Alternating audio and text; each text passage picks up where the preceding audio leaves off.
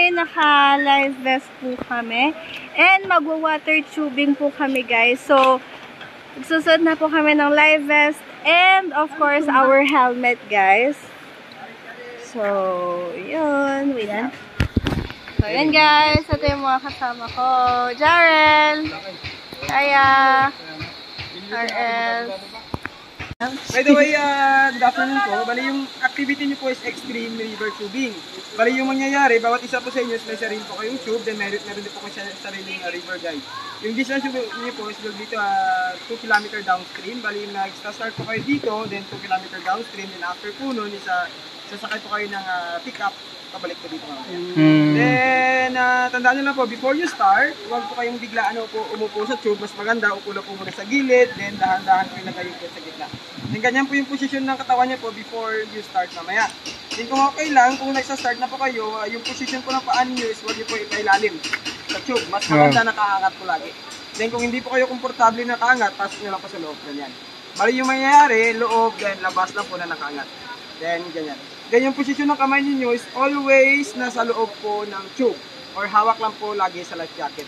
Pwede niyo po ilabas yung kamay kung kalmado po yung tubig. Pero kung may makita po kayong malalaking bato sa gilid mamaya, mas maganda hawak lang po sa life jacket. Saka yung siko is always nasa loob po ng tube. Huwag niyo po ilabas sa radius po ng tube yung siko niyo mamaya. Then like I said po kanina, yung activity niyo po is extreme. Expect niyo po na may mga drop po kayo na madadaanan. In case po na tumaog kayo sa mababaw or malaliman po yung tubig, tandaan nyo lang po, huwag kayong tumayo dun sa river mismo. Mas maganda, make a ball position, balitik ko yung tuhod, hawak sa life jacket, then yung river guys na po yung mag-assist sa inyo yung mamaya. Disregard nyo na lang po yung tube kasi didiretso po yan, basta ball position lang po kayo. Then, meron po kayong life jacket, meron kayong helmet.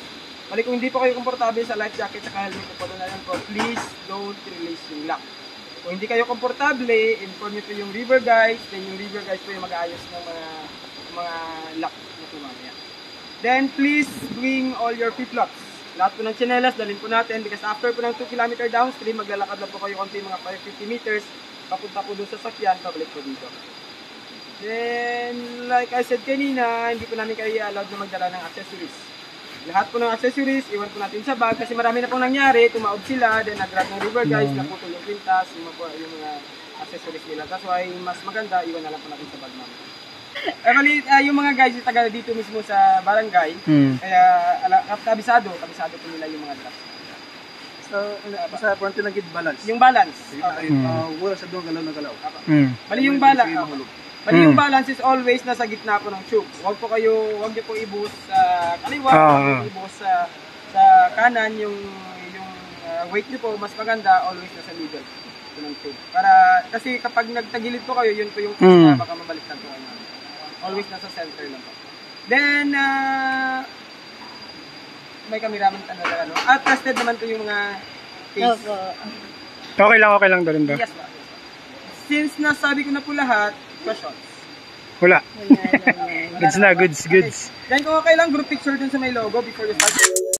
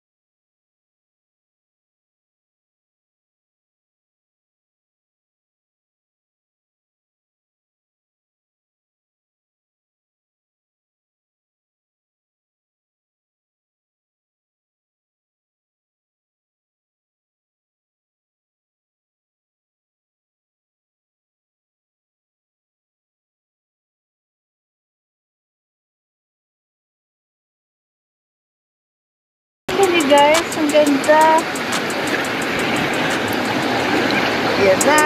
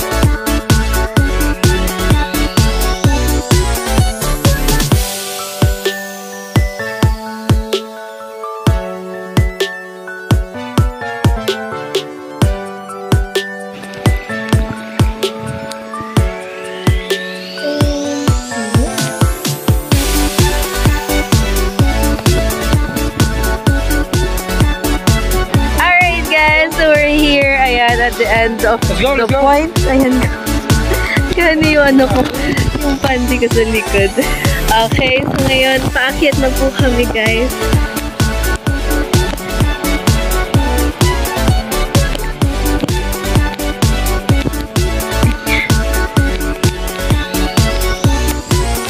Akyat! O, diba? Buti dinala ko yung ganito ko. Ayan, maanggan, guys.